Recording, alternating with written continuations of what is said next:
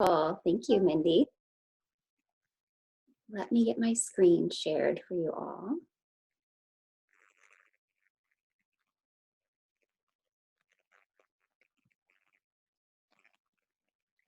All right, can you see my slides? Yes, we can. Okay, excellent. All right, well, welcome everyone. My name is Courtney Luking, and Heather Norman Bergdorf will be joining us shortly. And we are so excited to have you join us today for Involving Little Ones in the Kitchen. We're excited to have a little online community, and hopefully we can come back to see you again and keep doing this over the next couple of weeks. So before we get started today, I wanted to take a little poll and find out, what are the ages of the children you have in your home? And you can write this in the chat box. If you're on Zoom, you can watch and enter comments on Facebook Live if that's where you're joining us. So tell us maybe how many kids you have and how old they are.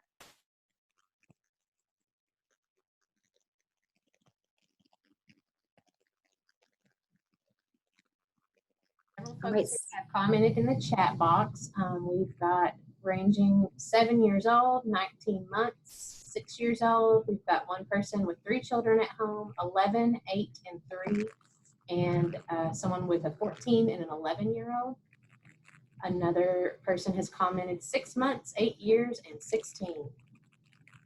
Wonderful. So we are covering the full spectrum here, from infants to teenagers. And so while a lot of the tips we will have today will be focused on some of the younger children under age 5, any of these tips will be also appropriate for older children. So let's go ahead and move forward. So kitchen time equals quality time. And so we wanted to talk about involving little ones in the kitchen, because at first sight or first hearing that, you might think, oh my gosh, what a mess. Like, I'm just not in the mood for that. But so we'll talk to you first about some of the benefits of why we would want to get our little ones in the kitchen. And first off is the sensory experiences. So we have 5 senses. We touch, we taste, we smell, we hear, and we see. And little ones learn by using their senses, and the kitchen provides an opportunity for all of these things, whether we hear the crackle of something cooking on the stovetop, whether we can see all the colorful foods and maybe their fruit or vegetables on our plates. We can taste bitter, we can taste sweet, we can taste sour, we can feel different textures, or we can hear a crunch. So there's a lot of opportunity to involve our senses for our little ones. Another great benefit of getting in the kitchen is that it really allows kids to learn and practice new concepts and skills. So our littlest ones can start to learn new words, even just showing them what an apple is, or maybe what a carrot is. You can also talk to them about where food comes from, or how it's good for our bodies. It helps us grow and get strong. In addition to that, cooking provides opportunity to learn and practice numbers or counting. It can help us do some science and math and reading skills.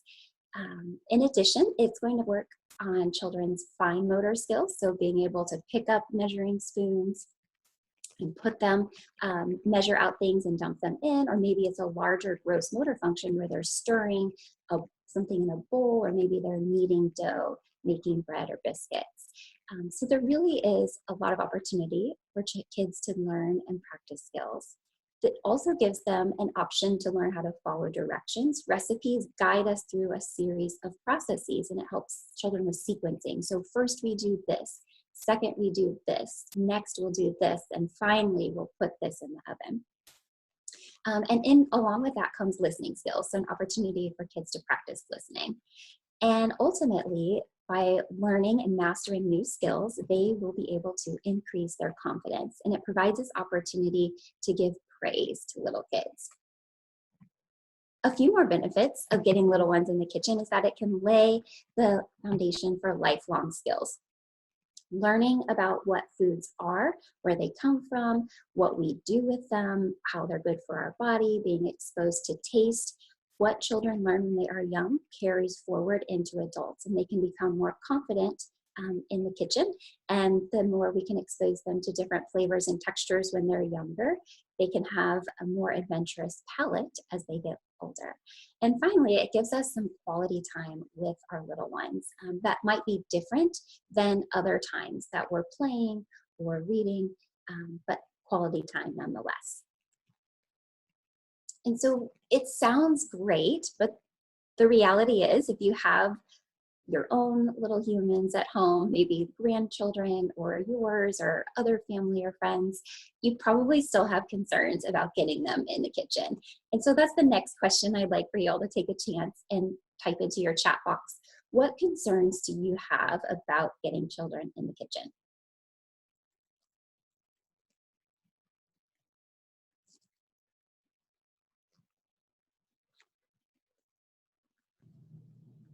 One of the comments that we have on our Zoom chat box, safety and messes. Yes. Someone else repeated the safety concern, germs, and them using knives, knife safety.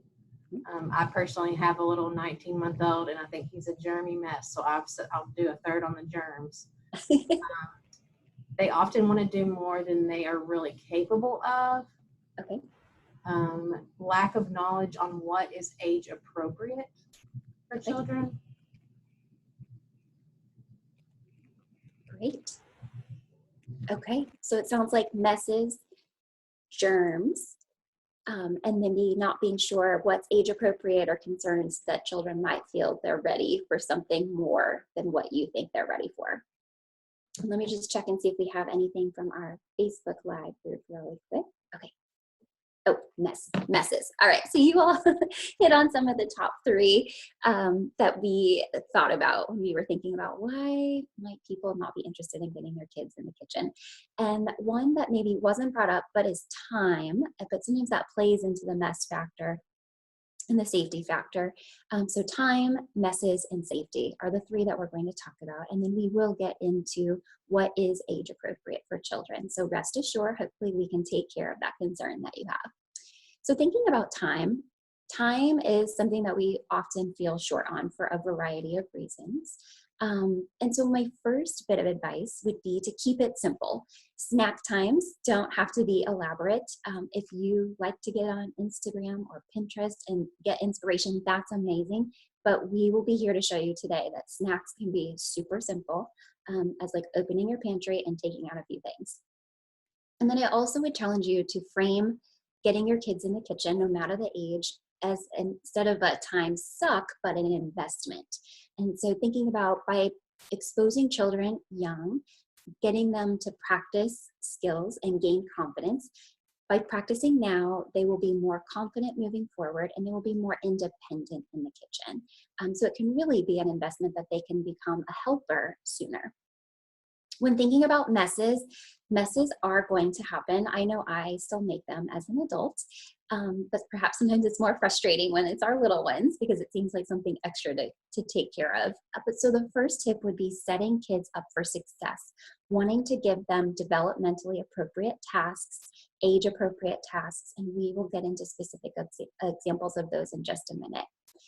And the other tip would be to, because messes are going to happen, take a deep breath. Everyone do it with me. We can all use it. Take a deep breath, smile, and then help them learn how to clean up because messes will continue to happen no matter the age. And if we can enable them with the skills and the resources, so a paper towel or a napkin or a washcloth or other towel, help them learn that process, then it can become an expectation that's just like, oh, we made a mess and now it's time to clean up. And finally, safety, which is a big concern. And rightfully so, because the kitchen can have a lot of potential dangers or hazards in there. And so the first tip or reminder would be to be present. So an adult should always be physically in the room, but it's really important, especially with younger children, to be engaged and mindful and present in the moment. So paying attention, not just that you're there, but you're aware of what's going around, having like that sixth sense of parenting or grandparenting that you just know something's about to happen.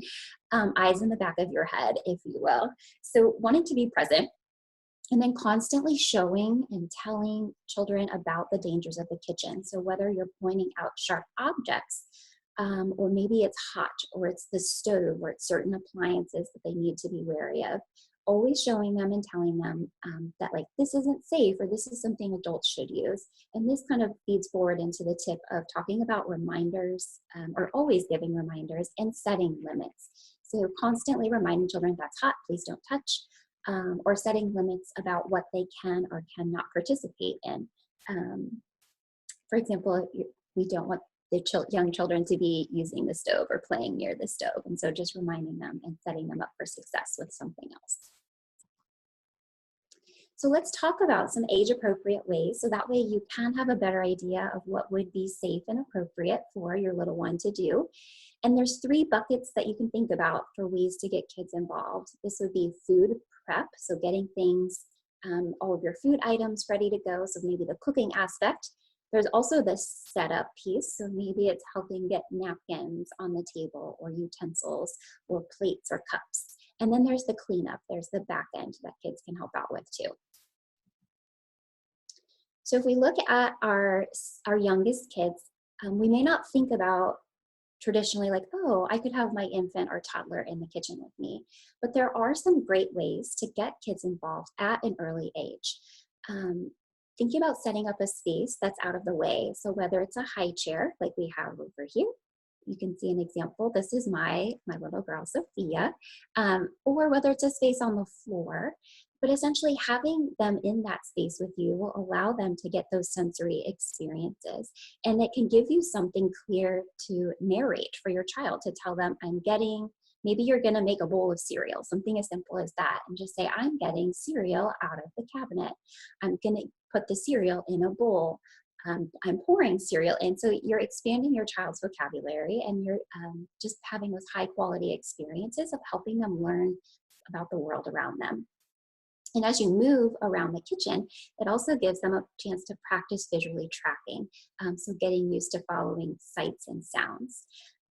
And as someone who wasn't sure how to talk to their child growing up, I can tell you that this made it a lot easier, because it was very clear. I could just talk about the recipe or the steps that I was doing.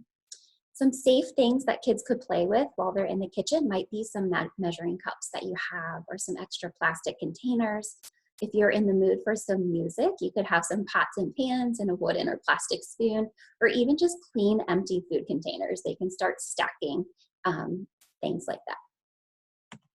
Now, if we move to our 2 to 3-year-olds, so our toddlers, some ways that they could get involved here would be wiping the table or the counter, maybe setting out napkins for people to use, kind of some tasks that are not easy to quote unquote mess up. So wash fruit or vegetables, maybe tear lettuce or pull broccoli off the stem.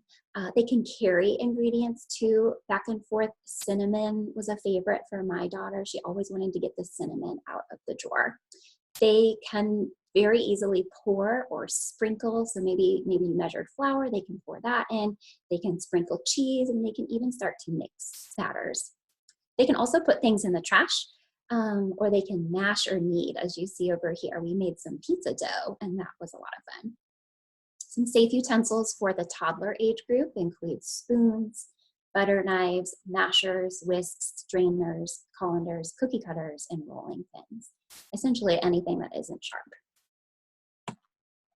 Now, if we move into that preschooler age, they're starting to become more independent. This might be that age range where you're talking about they think they're capable of more than maybe that we think they're developmentally ready for. But ways that you could involve your toddler include peeling fruit or onions. Oh, I'll move this so that you can see. She's doing dishes over here.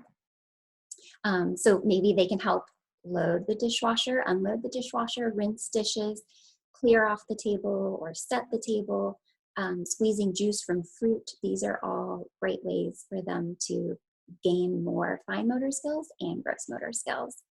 Additional tools that they might be using, measuring spoons so that they can start to measure things, plastic or kid-safe knives, egg beaters, and non-electric grinders or juicers. And then as we get into that slightly older age range, school age, this is a great example of what not to do with your kid. But measuring ingredients, they might start to be more independent and capable with your guidance of how much to measure. Some other safe utensils are vegetable peelers, cheese graters, nut crackers, hand mixers, again with adult supervision. The picture here is to show you that kids at this age may or may not be ready to start cracking eggs. And if you turn your back for a second, you just might accidentally lose half a dozen. So to that point of always being present in the room and aware of what's going on. And finally, our school-age children. I know many of you said that you had like 7-year-olds all the way up to 16-year-olds. And essentially, they can start to gain more independence in the kitchen as they get more practice and experience. So cracking eggs, they can start to learn how to cut and dice. You might even get their input with menu planning or making grocery lists. And essentially that responsibility can go up with age and experience. And similar to that point with supervision and guidance, you can help them start to get safe knife skills. I know that our local extension offices often have that type of training experience. So if you don't feel like you're prepared to do that, be on the lookout for those types of classes in the future. Microwaves are great for school-age children to use. They're pretty simple and straightforward. All right, so the real reason that I think a lot of you probably logged on today was for our special guest, so I'll stop sharing my screen. And we're gonna have snack time with Heather and her son, Nolan. All right, can you hear me, Courtney? I can hear you. Okay, perfect. So we were already a little hungry, so we got started a little early, but we have another banana. Can you peel this banana for me, please? That banana. So this is Nolan. He'll be 2 in April. And we have tried to have him in the kitchen with us since the very beginning. So Courtney mentioned even at 6 months, just for the sensory experience of hearing and seeing and us talking through things. So I will say that before we get started with our snack time, that we did wash our hands, which is very important. For right now, and germs is a concern, so we certainly wash our hands. And what we're gonna do today is just make a little snack. So like everybody, you know, we're stocking up on those pantry staples. So I kind of looked at what we had already on hand, and it's not going to be super fancy or anything. But I'm going to put together a snack, or actually it's probably going to be our lunch. Can you put that in the trash, please? Thank you. So Nolan is actually standing on a stool that has handles on both sides so that he can safely get up and down on his own. And he's probably been using this from about 13 to 14 months old. So we really try to give him a space where he can be independent. So today what we're gonna make is essentially a peanut butter banana quesadilla. So I have Nolan with a child-safe knife trying to slice a banana for us. And then I found some tortillas that keep well for quite a bit of time in the refrigerator. And so I'm going to, oh yeah, you wanna eat your tortilla? Okay, slice your banana and then we'll put it on here. So I'm just gonna spread some peanut butter on our tortilla, and then I'm gonna have Nolan, he's slicing his banana. It is not all the same size, it is not uniform. He is a toddler, I totally understand, but it's the ability to allow him to have some independence. So are you ready to put your banana on our tortilla? Okay. Did you slice your banana? We're going to use peanut butter. We make peanut butter from peanuts. Yeah. Okay. So put on your cutting board. Perfect. You're going to put this on here. Okay. Thank you. Can you put more? More, please. Perfect. So I'll probably also be eating this snack with him. I think that is one of the best practices where you're modeling that you're also eating the same foods as them. It makes them feel like they're doing something like an adult as well.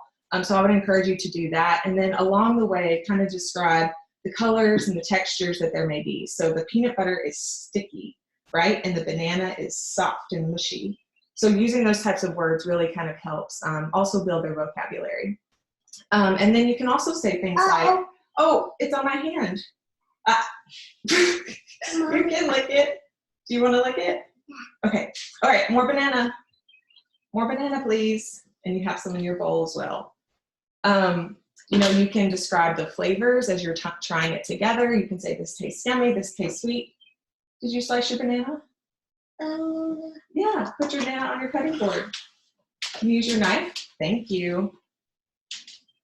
You can describe the flavors and the taste that there are. We're very hungry. Also, obviously, cooking is a way that you can teach delayed gratification. So, you know, they're preparing something and they have to make it, and then, was that a good bite?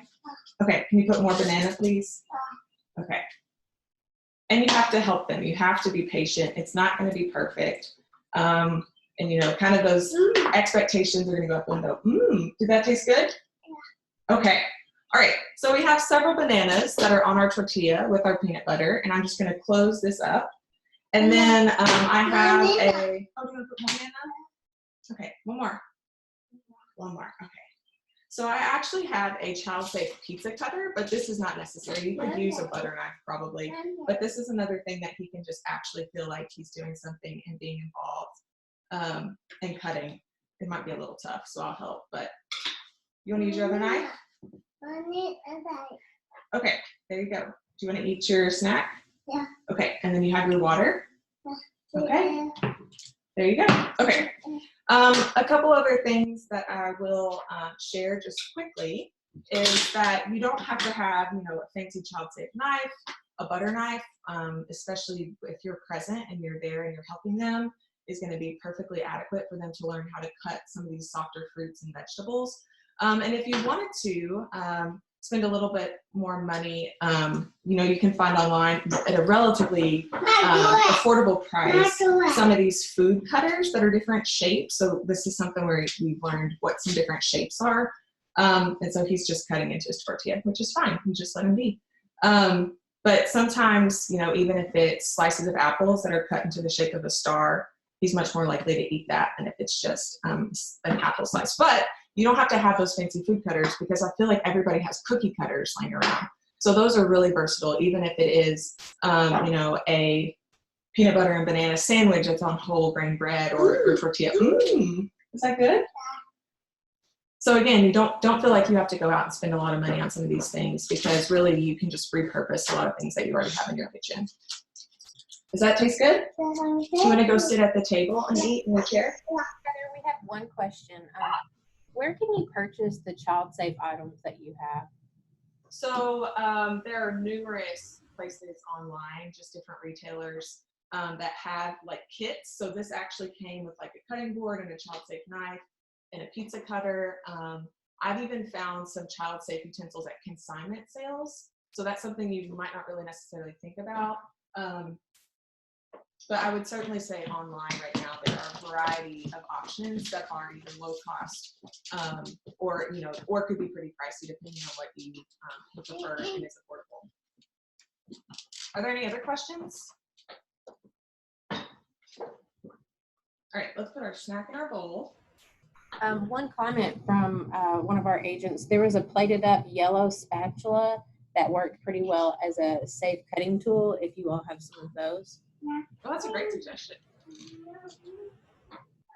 All right, so I think he's about to devour his snack. But I'd like to share a little bit more about snacks and meals for kids. So Courtney, if you want to go ahead and pull up those slides, and I can dive into those. Is there anything you want to add, Courtney? No, I thought you all did a wonderful job. Thank you. It is messy. Sorry. Oh, you're good. All right, so I know a lot of people are spending more time at home than usual and probably preparing more meals for their children than they're used to. And I know that's the case for us, right? So having to think about lunches and snacks. And so snacks tends to be a big topic for our kids, especially our younger ones who like are always wanting to eat or grazing. But I think it's good if we kind of reframe how we think about snacks as mini meals. I mean, I was talking to Courtney about this yesterday, and it really made a lot of sense. So when we think snack or the snack aisle at the grocery store, we tend to think about, you know, crackers or chips, some of those quick grab items. but really we want to think about them as meals instead. So this helps us move away from that mindset of it just being crackers or snacks, because we really want to try to encourage more than one food group within your snack. These kids are growing and developing, and we need to help support their healthy growth and development. And so we can do that through these snacks. And so you can see, depending on age, they may need different amounts of snacks each day. So for younger children, maybe Nolan's age, he's around 2. He's incredibly active. He's all over the place. He may have 2 snacks a day that are framed within his regular meals. And we really try to have those at consistent times. So I think he knows to expect at that time. And it's not that he is always just asking for one. He has one and then he's asking for another one. For older children, they may not need a snack at all, or they may need a couple. It really just depends on physical activity levels. Kind of keep that in mind as well. So aim for 2 or more food groups. So in this case, we had more than one, and then also water to drink. So in our house, oh, you want more? Okay. Sorry. Here we go. You can get more. We always want to offer water to drink with our snacks, just to ensure that our kids are being hydrated. So we kind of offer milk with all meals, and then throughout the day when he's thirsty, it's water, and then we always have water that's available. Can you take this back to your chair? Okay. You want all of it? Okay. You got it? Okay.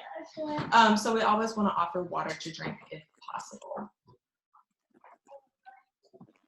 So we really want to focus on foods that are going to be satisfying and fulfilling for our children. And so one of the places we can do that is with choosing foods that have fiber in them. So you can see here we have the 5 food groups from My Plate: vegetables, fruits, grains, protein, and dairy. And really where we can find the fiber is within the vegetables, the fruits, and the grains. And so with our snack that no one is munching on, we have fruit, so the banana is going to offer fiber, as well as that whole grain tortilla. Another way that we can make our snacks more filling is to add protein. So that's going to have the strongest signal to the body that we're full and I'm satisfied and I don't really want any more. So in this case, the peanut butter that we use is going to be the source of protein. And so we can find protein in obviously the protein group, but also in the dairy group as well. And there are other options. So cheese would be a great option, plain yogurt, even if it were beans, black beans that were being offered. You can find your protein, both the protein and the dairy. And I use peanut butter. That's what I had on hand. That was what was in my pantry. But if there's another nut butter or a spread that works better for your family, that would be also a great option. You want more, Nick? Okay. Can you get it? You want to use this knife? Here, use your knife. Perfect. Okay, and then just to reiterate again, this is with our snacks is a perfect opportunity for them to have water so that they're hydrated throughout the day. There he is. Yay, Nolan. Say hi. Oh, you're being shy. Thank you for helping. All right, Courtney, I'll give it back to you. Sounds great. Thank you. Great demonstration. And so Heather and Nolan had a lot of wonderful things going on there. She talked you through creating a healthy snack, or as we like to think about it, a mini meal, and some really good practices of encouraging her son to be independent, but with guidance.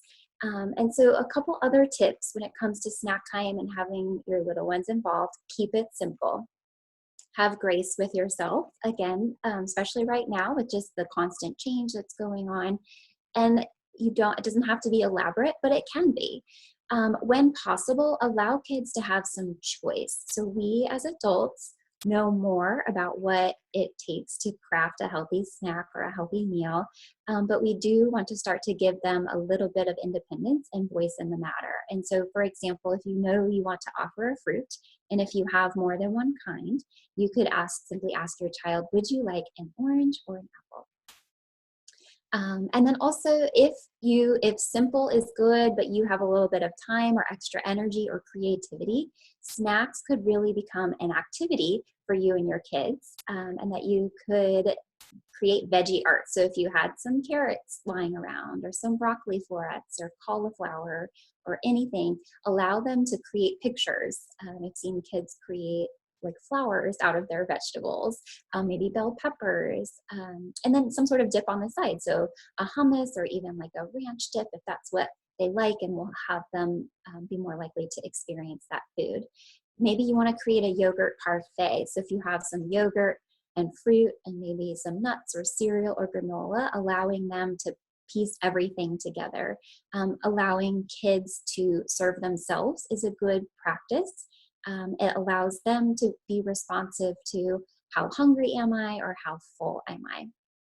And another great tip, or I guess a benefit of having kids involved in the experience of creating their food, is that they are more likely to eat it. So we had talked before about being an adventurous eater, and I wanted to circle back because I wasn't sure I clearly explained that. But just that when kids are involved with cooking, when they can pick things out of a garden, for example. So if you have a garden in your backyard, not likely right now, but maybe in a few months you will. That's a great way to expose them and get them interested and willing to at least try something. And we know that it takes a lot of tries. It can say anywhere between like 10 to 17 tries. And another way to allow them to be creative is to name their creation.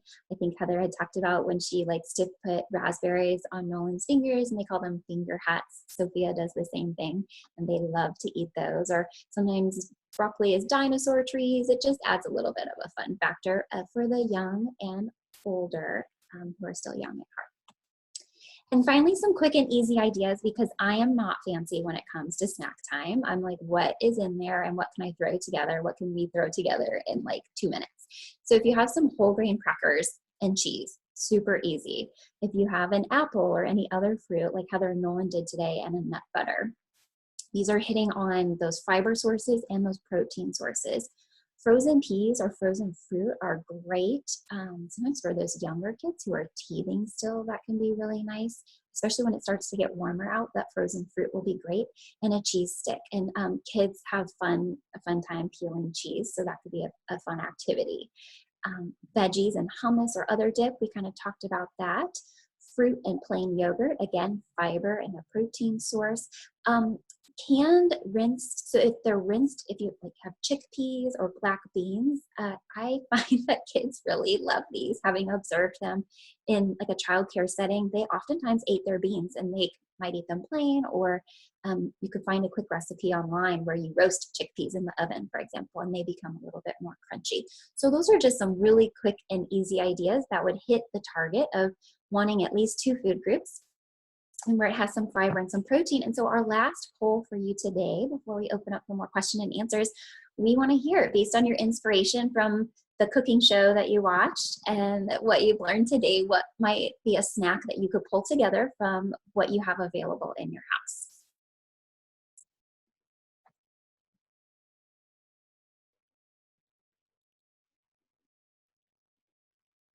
Is anyone hungry after hearing this? I know I kind of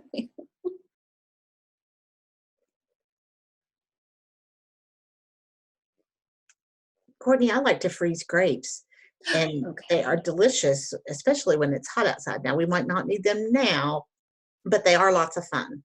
Yes, great idea. Frozen grapes. And then if you have tiny, tiny little ones, you would just want to cut those in half before they eat them. I saw one idea come in. I'm guessing Peanut butter and whole grain crackers. Peanut butter and whole grain crackers. Excellent. Apple slices and peanut butter to dip them in. Ooh, I like the dipping. Kids find dipping, if you happen to have sticks lying around, putting fruit on a stick can be fun and like a good activity for them to do. You can practice patterns, you can practice colors. Cheese roll-ups. Ooh, that sounds good. What do you roll up in your cheese? Pouring milk over frozen blueberries kind of makes blueberry ice cream. Good idea, yes.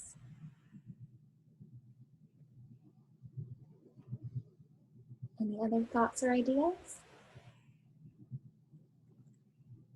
Let's check our Facebook group. We could do tortillas and peanut butter, crackers and peanut butter. Yes, peanut butter is super, super easy. I think she's still typing. Awesome, grapes. Then freeze them. Okay, great. Awesome, well, that was all we had for you today. And so we would invite you to ask any questions. Cheddar and apple slices is coming through. So yeah, any questions that you have, we are so grateful that you welcomed us into your home today and that we were able to share some time with you. Thank you to Courtney and to Heather and to Nolan. I think Nolan is going to be our new star for now and forever, maybe. If you have any questions, please call your local extension office because they are still open and working. And so they can help you find any resources, additional resources that you might need. We are also, we'll post information that has been shared today on our Facebook page and also on the our public COVID resource page that is provided through the College of Agriculture, and you can find that at ca.uky.edu and click on COVID or coronavirus, I believe, and then just click on Extension Resources and scroll to the bottom of the page for Family and Consumer Science, and we have all kinds of information that you can find there as well. So thank you for joining us, and we are going to sign off for now. But we'll be back again tomorrow, also at 10 o'clock, so we hope you'll join us. Family and Consumer Sciences Extension at the University of Kentucky. Our agents share... Maybe. I don't think it's working. Research knowledge with individuals, families, and communities to improve quality of life. Building strong families. Building Kentucky. It starts with us.